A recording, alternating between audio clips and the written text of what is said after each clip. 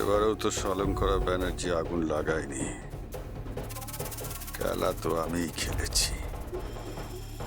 ব্যানার্জি পরিবারের মুষল পর্ব শুরু হয়ে গেছে। সব সব ধ্বংস হয়ে যাবে, সব। বাপি, হ্যাঁ হ্যাঁ, কার ফোন ছিল? একটা ক্লায়েন্ট ফোন করেছিল, একটু উত্তেজিত হয়ে কথা বলছিলাম।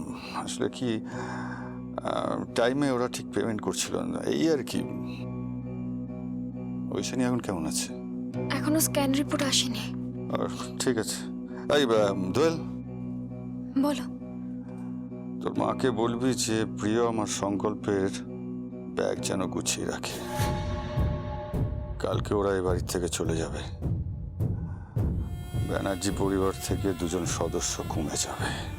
বাপি, তুমি এখন এসব কথা বলছো? হ্যাঁ বলছি, কারণ ওই মেয়েটাকে এ বাড়িতে এখন আর প্রয়োজন নেই। ওই মেয়েটা যেদিন থেকে এসছে সেদিন থেকে আমাদের পরিবারের সব কিছু খারাপ হয়ে যাচ্ছে।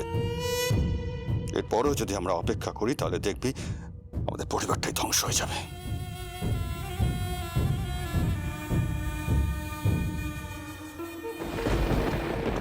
রিক, কেমন দেখলে রিক? ঐশানী কেমন আছে? ভালো না।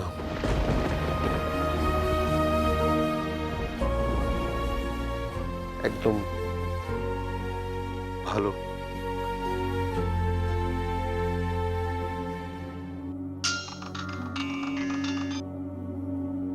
Hello.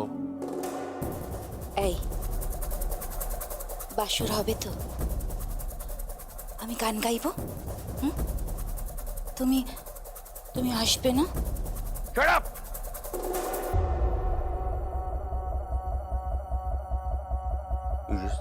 You just shut your mouth. Shut your mouth. আমি না তোমাকে খুন করে ফেলবো। খুন করে ফেলবো তোমাকে। ওকে কোনোদিন ক্ষমা করবো না। কোনোদিন ক্ষমা করবো না। ক্ষমা করবে নাকি? হ্যাঁ, ক্ষমা করবে নাকি? আমি তোমার বিবাহিতা স্ত্রী। তুমি তুমি আমার কথা সিঁদুর দিয়েছো? হ্যাঁ? চলে এসো, চলে এসো রিকশন। রিকশন, তুমি আমাকে চেনো না? হ্যাঁ? তুমি আমাকে চলে এসো না। আমি আমি তোমার জন্য অপেক্ষা করছি। চলে এসো। Impossible! Impossible!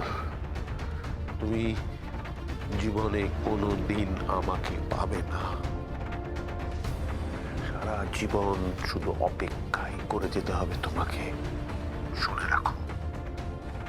আর বাসর যদি করতেই হয় না, তাহলে আজ রাতে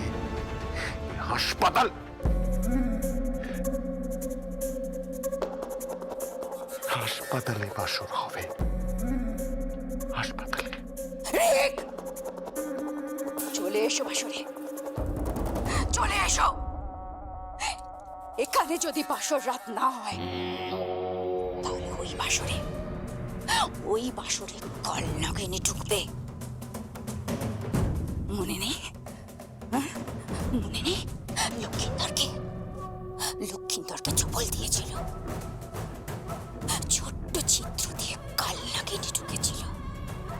আমি সেই কাল নাগিনী। চলে এসো রেখা, চলে এসো। নইলে ঐশানী মরবে।